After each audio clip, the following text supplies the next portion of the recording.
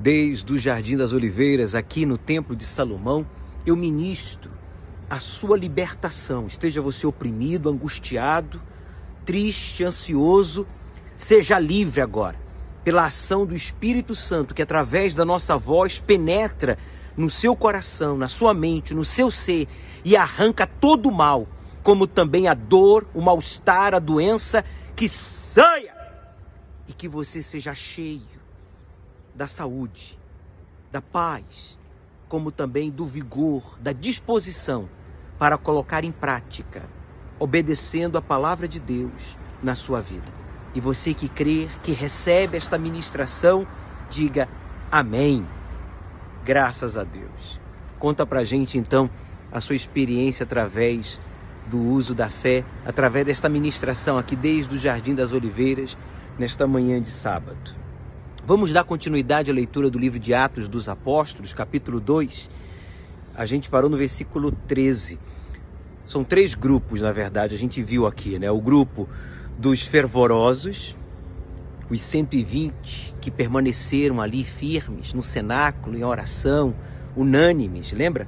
Buscando e crendo que se cumpriria a profecia do derramamento do Espírito Santo como Jesus havia prometido. Tem o segundo grupo, que é o grupo dos religiosos, que creem em Deus, mas de forma sistemática, de forma religiosa, tradicional, que não exige sacrifício. Os religiosos manifestam a fé social, os fervorosos manifestam a fé sacrificial. E o terceiro grupo, os incrédulos, que diz aí no versículo 13, e outros zombavam, dizendo: estes estão cheios de mosto. Se fosse hoje, se fossem brasileiros, diriam: esses estão cheios de cachaça, cheios de cerveja, mas não era o caso. Eles não estavam bêbados, eles não estavam fora de si. É importante também aqui focar que quando a gente recebe o Espírito Santo, a pessoa não fica em transe, a pessoa não cai no chão, a pessoa não fica fora de controle. Eles falaram na língua de fogo, como está escrito, depois na língua dos homens, outros idiomas, como a gente já explicou, e eles estavam ali, eles estavam bem, eles estavam controlando os seus sentimentos. Era algo sobrenatural, mas que não os tirou da sua razão, pelo contrário. E então Pedro, versículo 14, vamos ler versículo 14 até o versículo 21, são muitos versículos, mas veja que lindo, e como Deus, ele cumpre com o prometido. Diz assim: Pedro, porém, pondo-se em pé com os 11, levantou a sua voz e disse-lhes: homens judeus e todos os que habitais em Jerusalém, seja-vos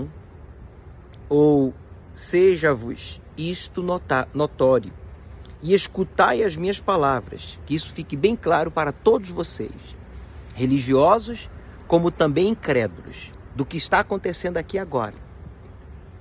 Estes homens, nós, não estão embriagados, como vós pensais, sendo a 3ª hora do dia. Quer dizer, são 9 horas da manhã. Como é que a gente vai estar bêbado? Não é costume beber pela manhã.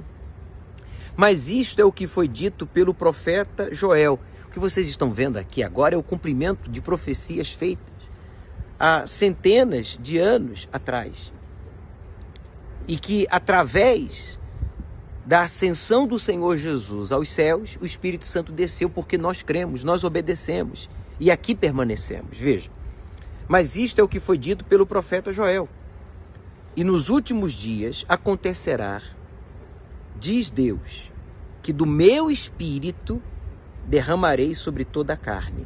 E os vossos filhos e as vossas filhas profetizarão, os vossos jovens terão visões, e os vossos velhos sonharão sonhos. E também do meu Espírito derramarei sobre os meus servos e as minhas servas naqueles dias, e profetizarão. E farei aparecer prodígios em cima no céu e sinais embaixo na terra: sangue, fogo e vapor de fumo. O sol se converterá em trevas e a lua em sangue, antes de chegar o grande e glorioso dia do Senhor.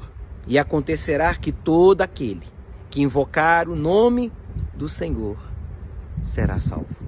Até então, eles não sabiam, aqueles religiosos, aqueles incrédulos não sabiam qual o nome do Senhor. Mas eles sim, Pedro e os 11 sim sabiam. Este nome é Jesus. Ele que foi gerado pelo Espírito Santo. Ele que cresceu, viveu, habitou entre nós. Nos ensinou a verdade, a vontade do Pai, como Ele mesmo afirmou, eu vim para fazer a vontade do meu Pai. Ele que em outra ocasião afirmou, a minha comida, a minha bebida consiste em fazer a vontade do meu Pai. Mas Ele disse, eu vou para o Pai, mas não vos deixarei órfãos. Enviarei o Espírito Santo Consolador. E Ele ascendeu aos céus, mas não nos deixou só, enviou o Espírito Santo, que vocês estão vendo aqui agora. É o cumprimento das profecias dos profetas e que Deus havia prometido que batizaria os seus servos e servas naqueles dias. E nós estamos vivendo esses dias, Pedro estava afirmando. Isso aconteceu há 2000 anos atrás, lá em Jerusalém, no cenáculo, no dia de Pentecostes, no primeiro dia, quer dizer, de Pentecostes, aconteceu o sobrenatural. E agora Pedro, que antes era um homem que, diante da pressão de pessoas que reconheceram a ele quando Jesus foi preso, não eram autoridades, eram pessoas comuns, que disseram, você é um dos seguidores desse que está aí preso. Ele disse não. Aí depois foi para um outro lado e outras pessoas o reconheceram e disseram, você é discípulo dele. Ele disse não. Aí uma outra... Pela terceira vez, quando ele se aproximou da fogueira, para se aquecer, ele já não tinha um fogo do Espírito Santo, porque não era batizado ainda, claro. O Espírito Santo ainda não havia sido derramado. Ele disse, eu nunca vi este homem.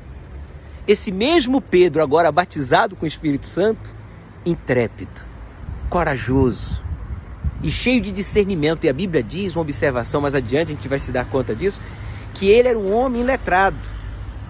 Ele não falava bem nem o seu próprio idioma, ele cometia erros, como nós cometemos erros de português. Mas isso não limitava o Espírito Santo de usá-lo e de, através dele e dos outros 11, salvar almas. Porque ele estava agora sendo o cumprimento daquela profecia, quer dizer, ele fez por onde aquela profecia se cumprir nele.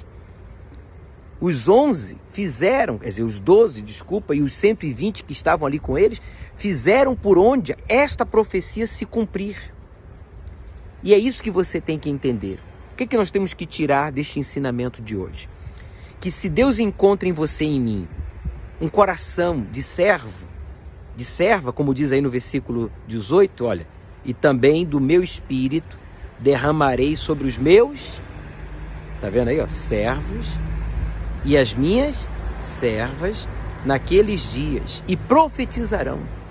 Esse profetizar é pregar a palavra. Pedro agora estava profetizando para eles, para os religiosos e para os incrédulos. E Pedro estava profetizando também para os fervorosos que estavam ali, cheios do Espírito Santo, falando sobre o que estava escrito no livro de Joel. Profetizar é falar do que está escrito na palavra de Deus. Meu amigo, minha amiga, é maravilhoso.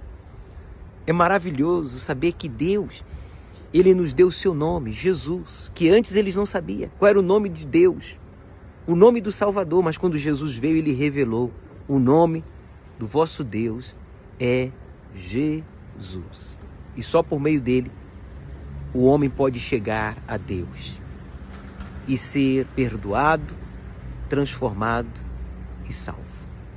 É isso que importa.